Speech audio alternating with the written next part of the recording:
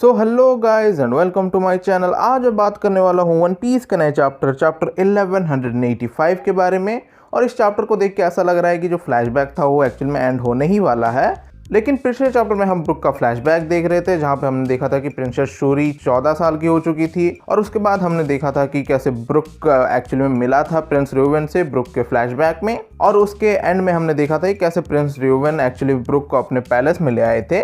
लेकिन इसके बाद हम बात करेंगे इस चैप्टर के बारे में, और उसके बाद में भी मैं तुम्हें बताऊंगा मेरी कुछ थ्योरीज इस चैप्टर के बारे में। तो अभी इस चैप्टर को स्टार्ट करते हैं। तो यहाँ पे ये चैप्टर स्टार्ट होता है और हम कंटिन्यू करते हैं ब्रुक के चाइल्डहुड फ्लैशबैक को, जहाँ पे हम देखते हैं कि किंग र्यूवेन यहाँ पे ऑर्डर देते हैं क्वीन कैंडल, या फिर अभी के लिए बस कैंडल को, कि वो यहाँ पे ब्रुक को ट्रेन करे। और यहाँ पे वो कैंडल को कहता है कि वो ब्रुक को अच्छे मैनर सिखाए और अच्छे से बात करना सिखाए। और यहाँ पे हम देखते हैं कैंडल के साथ ब्रुक को घूमते हुए, और हम देखते हैं कि ब्रुक अभी कहता है कि पैलेस में बहुत सारी हॉट लड़कियां हैं। और यहाँ पे हम देखते हैं कि ब्रुक जाके एक्चुअली उनमें से एक को अपनी पैंटीज दिखाने के लिए कहता है। तो जो मैंने प्रीवियस वीडियो में थ्योरी बनाई थी कि ब्रुक की में भी जो आदत हो प्रिंसेस शूरी की वजह से हो, वो एक्चुअली में नहीं है, और वो इस टाइम से भी आदत थी, बस हमें पिछले चैप्टर में नहीं दिखाया गया उसे। और यहाँ पे हम देखते हैं कि ब्रुक एक्चुअली में क्वीन कैंडल के साथ रह रहा है अभी, और क्वीन कैंडल ब्रुक का देखभाल कर रही है। हम उसे स्कूल जाते हुए भी देखते हैं यहाँ पे, और वहाँ पे वो एक्चुअली में यूनिफॉर्म नहीं पहन रहा स्कूल का। उसके बाद हम ब्रुक को क्वीन कैंडल के साथ यहाँ पे स्वॉर्ड से ट्रेन भी करते हुए देखते हैं। और यहाँ पे हम देख रहे हैं कि लोग एक्चुअली में थोड़े जेलस भी हैं ब्रुक से, कि वो एक्चुअली में पर्सनली ट्रेन हो रहा है क्वीन कैंडल से।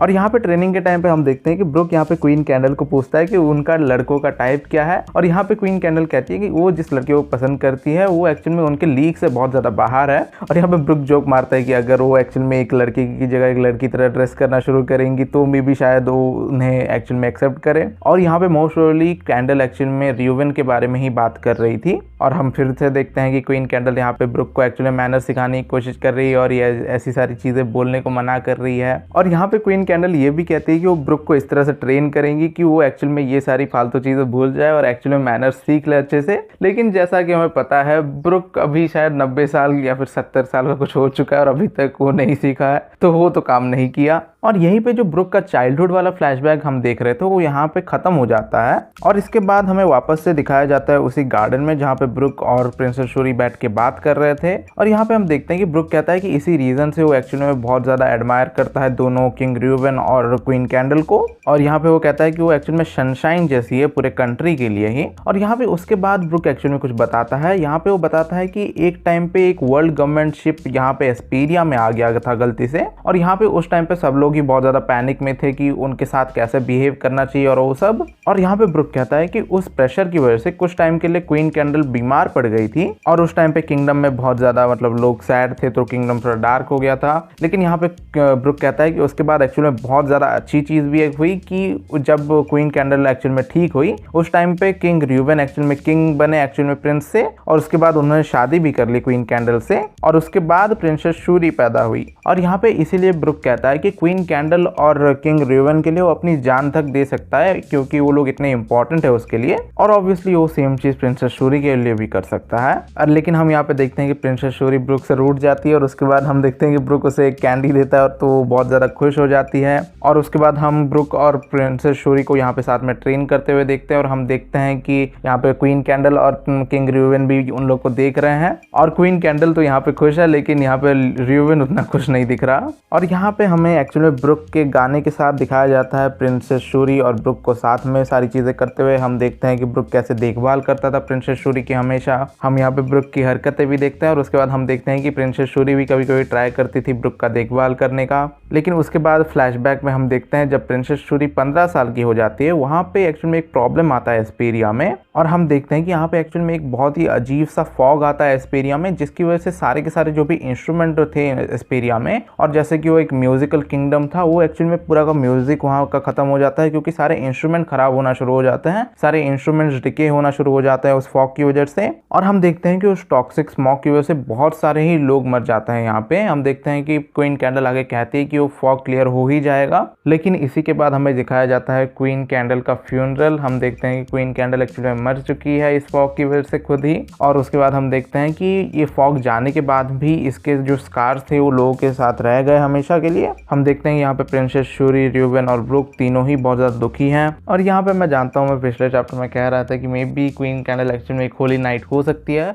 और उसका मेन रीज़न था कि उनका कैरेक्टर बहुत ही ज़्यादा स्टोइक दिखाया गया था पिछले 2 चैप्टर में। लेकिन जब हम इस चैप्टर में क्वीन कैंडल को देखते हैं, हम एक्चुअल में उनके इमोशंस देख पाते हैं, हम देख पाते हैं कि वो ब्रुक के साथ कैसी थी। तो अभी मुझे वो चीज़ एक्चुअल में सच होने के बहुत ज़्यादा कम चांसेस लगते हैं। लेकिन यहाँ पे क्वीन कैंडल के डेथ के बाद हम देखते हैं कि एस्पेरिया अभी तक एक्चुअल में हेवनली ट्रिब्यूट जो होता है वर्ल्ड गवर्नमेंट को देने वाला, वो अभी तक वो नहीं दे पाए हैं, क्योंकि ऑब्वियसली उनकी जो किंगडम है वहाँ पे बहुत ज़्यादा प्रॉब्लम आ चुके हैं, और उन लोग का जो मेन काम था वो ही बंद हो चुका है अभी उन इंस्ट्रूमेंट के डिस्ट्रॉय होने की वजह से। लेकिन उसके बाद हमें वापस से प्रिंसेस शूरी और ब्रुक को यहाँ पे साथ में ट्रेन करते हुए दिखाया जाता है, और उसके बाद हम एक्चुअल में उनकी कन्वर्सेशंस भी देखते हैं, जहाँ पे हम देखते हैं कि प्रिंसेस शूरी ऑब्वियसली जानती है कि उसकी फादर उसे कभी भी फ्रंट लाइन्स में लड़ने नहीं देंगे। और उसके बाद हम देखते हैं कि वो कहती है कि ब्रुक एक्चुअल में एक पायरेट बनना था, और प्रिंसेस शूरी कहती है कि अगर वो एक पायरेट बनता है तो वो उसके साथ चली जाएगी। लेकिन हम यहाँ पे देखते हैं कि ब्रुक कहता है कि वो किंग र्यूवेन के ऑर्डर्स को हमेशा फॉलो करेगा जब तक वो मर नहीं जाता तब तक। और इसी टाइम पे हमें एक्चुअल में पता चलता है कि किंग र्यूवेन यहाँ पे वॉर डिक्लेयर कर रहे हैं वर्ल्ड गवर्नमेंट के ऊपर। और यहाँ पे इसका रीज़न ये है कि ये जो 1 साल का उन्होंने हेवनली ट्रिब्यूट नहीं दिया है, उसके लिए उसके बदले जो वर्ल्ड गवर्नमेंट है वो उनसे मांग रहे हैं 1000 स्लेव्स। और यहाँ पे किंग र्यूवेन को पता है अगर वो वर्ल्ड गवर्नमेंट को स्लेव दे देते हैं मरिजुआ में जाके स्लेव बनाने के लिए, वो बहुत ही ज़्यादा बुरा होगा उनके लिए। और उसके बाद हम देखते हैं कि जो सारे के सारे सिटीजन्स हैं एस्पेरिया के, वो बहुत ज़्यादा डरे हुए हैं। और यहाँ पे हम जब एस्पेरिया के लोगों को कहते हैं कि वेस्ट ब्लू में एक और आइलैंड था जो कि इसी तरह से वाइप हो गया था मैप से, और किसी को भी उसके बारे में अभी कुछ नहीं पता। और चीज़ ये है ना कि बहुत लोग यहाँ पे डायरेक्ट गॉड वैली की तरफ भी चले जाएंगे, लेकिन ये गॉड वैली नहीं हो सकता, क्योंकि ये जो फ्लैशबैक चल रहा है ये तुम कह सकते हो कि 60 या 70 ईयर्स पहले चल रहा है, और गॉड वैली इंसिडेंट हुआ था 40 साल पहले के आसपास। मतलब मैं एग्जैक्ट डेट नहीं बता रहा हूँ, लेकिन फिर भी ये गॉड वैली नहीं हो सकता। इसका मतलब वेस्ट ब्लू में पहले एक और आइलैंड था जिसे एक्चुअल में वर्ल्ड गवर्नमेंट ने डिस्ट्रॉय कर दिया था मैप से, और हमें एक्चुअल में पता ही नहीं कि वो आइलैंड भी कौन सा था उस टाइम पे। लेकिन हम देखते हैं कि यहाँ पे ब्रुक जाता है और उन्हें सबको गा के एक्चुअल में चीयर अप करने की कोशिश करता है, और वो लोग हो भी जाते हैं। और यहाँ पे उन्हें चीयर अप करने के लिए वो कहता है कि अभी उनके पास अभी कुछ लूज करने के लिए है ही नहीं, तो उससे बेटर है कि वो लोग फाइट ही करने की कोशिश कर लें। और उसके बाद हमें सीधा दिखाया जाता है वो टाइम जहाँ पे वर्ल्ड गवर्नमेंट एक्चुअल में यहाँ पे पहुंच चुकी है एस्पेरिया में, और वो लोग अटैक करना शुरू कर चुके हैं एस्पेरिया के ऊपर। हम देखते हैं कि यहाँ पे बहुत सारे वर्ल्ड गवर्नमेंट के ट्रूप्स आ चुके हैं, सारे के सारे मरीन्स यहाँ पे आ चुके हैं, और हम देखते हैं कि सारे के सारे जो यहाँ पे रेडर स्क्वाड थे वो लोग यहाँ पे फाइट करने की कोशिश कर रहे हैं, और उनका कमांडर ऑब्वियसली ब्रुक यहाँ पे सबको काटते हुए आगे जा रहा है। और हम देखते हैं कि यहाँ पे फाइट करते हुए ब्रुक पैलेस की तरफ जाता है, वो देखता है कि सारी की सारी चीज़ें यहाँ पे जो उसे पसंद थी वो कैसे डिस्ट्रॉय हो रही है इस किंगडम में। लेकिन उसके बाद हम यहाँ पे देखते हैं कि जब ब्रुक यहाँ पे सारे के सारे मरीन्स को डिफीट करते हुए पैलेस के अंदर जाता है, हम देखते हैं कि वहाँ पे वो देखता है कि यहाँ पे प्रिंसेस शूरी और किंग र्यूवेन है, और किंग र्यूवेन यहाँ पे पूरी तरह से नीचे पड़े हुए हैं। और यहाँ पे हम देखते हैं कि प्रिंसेस शूरी के हाथ में यहाँ पे तलवार है, और यहाँ पे दोनों के पास ही डीमन विंग्स हैं,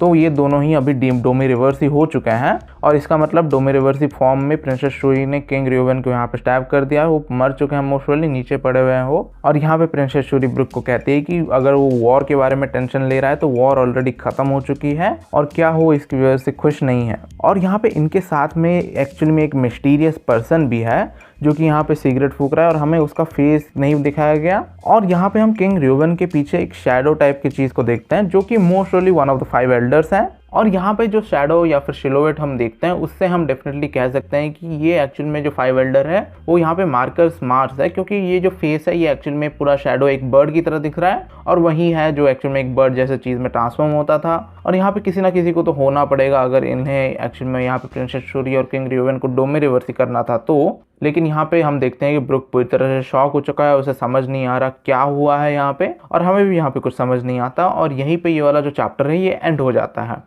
तो ये चैप्टर तो यहाँ पे एंड हो गया, लेकिन यहाँ पे एक्चुअली बहुत ज़्यादा मिस्ट्रीज क्रिएट हो चुके हैं, क्योंकि हम यहाँ पे देखते हैं कि प्रिंस र्यूवेन और यहाँ पे शूरी दोनों ही यहाँ पे डीमन में ट्रांसफॉर्म हो चुके हैं। और उसके बाद ये भी नहीं समझ आ रहा कि उसने एक्चुअली में तो फिर उसके बाद प्रिंस र्यूवेन को मारा क्यों। मे बी ऐसा हो सकता है कि प्रिंस र्यूवेन किस तरह से एक्चुअली में अपने ट्रांसफॉर्मेशन को रेजिस्ट कर पा रहे थे यहाँ पे। और यहाँ पे उनके साथ में जो बंदा है वो भी यहाँ पे बहुत ज़्यादा मिस्टीरियस है, लाइक उसके बारे में हमें पूरे चैप्टर में कुछ भी नहीं बताया गया है। और मुझे ऐसा देख के लग रहा है कि मे बी वो एक होली नाइट हो सकता है, या फिर वर्ल्ड गवर्नमेंट का कोई एक एजेंट हो सकता है। और ऐसा देख के लग रहा है कि ये कैरेक्टर एक्चुअल में थोड़ा ज़्यादा इंपॉर्टेंट होने वाला है फ्यूचर में। लेकिन इस चैप्टर को देख के तो ऐसा ही लग रहा है कि मोस्ट प्रोबेबली अगले चैप्टर में ही ये फ्लैशबैक खत्म हो जाएगा। और ये फ्लैशबैक बहुत ही जल्दी खत्म कर दिया ओडा ने, लेकिन डेफिनेटली फ्लैशबैक बहुत ज़्यादा मतलब सैड टाइप का है। और अभी हमें अगले चैप्टर के लिए ही रुकना पड़ेगा ये देखने के लिए कि ये फ्लैशबैक एक्चुअल में एंड कैसे होता है। मे बी हमें सारे के सारे रंबार पायरेट्स में भी कुछ दिखाए जाएं। और अभी तक भी हमने ब्रुक को अपना डेविल फ्रूट भी नहीं खाते हुए देखा, तो क्या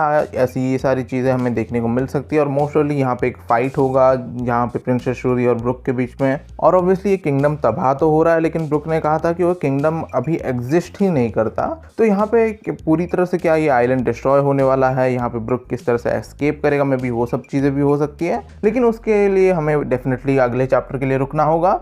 लेकिन इस चैप्टर में जो भी सारी चीज़ें हुई हैं किंगडम ऑफ एस्पेरिया और ब्रुक और शूरी के साथ, वो ऑब्वियसली सारी चीज़ें बहुत सैड है। लेकिन यहाँ पे सबसे जो मेरी कंसर्न है एक चीज़ के बारे में, वो यहाँ पे है कि ये बहुत ज़्यादा स्ट्रेंज है कि एक किंगडम को पूरे फॉग ने कवर कर लिया और उस फॉग की वजह से लोग बीमार होना शुरू हो गए, सारा का सारा जो इंस्ट्रूमेंट्स थे वो ख़राब होना शुरू हो गया। और इसका कोई भी रीज़न नहीं दिखाया गया हमें पूरे के पूरे चैप्टर में। तो मे बी ऐसा हो सकता है कि एक्चुअल में किसी ने करवाया हो इस किंगडम के ऊपर। मे बी ऐसा हो सकता है कि जो सेलेस्टियल ड्रैगन यहाँ पे पहली बार एस्पेरिया में गलती से आ गया था, मे बी उसे कुछ बुरा लग गया और उसने करवाया हो ये चीज़। इसके अलावा ऐसा भी हो सकता है कि मे बी वर्ल्ड गवर्नमेंट ने ऐसा कुछ कराया हो, या फिर उन्हें ऑर्डर्स आए हो 5 एल्डर से कि ऐसा करना है उन्हें, ताकि उन्हें इस किंगडम से एक्चुअल में कुछ लेना था जैसे उन्हें गॉड वैली से चाहिए था। और मैं यहाँ पे ऐसा कह रहा हूँ कि किसी ने एक्चुअल में इस गैस को बना के इस किंगडम में छोड़ दिया हो। उसका रीज़न ये है कि ये एक्चुअल में बहुत ज़्यादा सिमिलर है जो हमने सीजर क्लाउन को अपने आइलैंड में करते हुए देखा था। उसके बाद उसी सेम वेपन को एक्चुअल में, सेम नहीं उससे थोड़ा अलग वेपन को एक्चुअल में यूज़ किया गया था जो के ऊपर सारे के सारे लोग को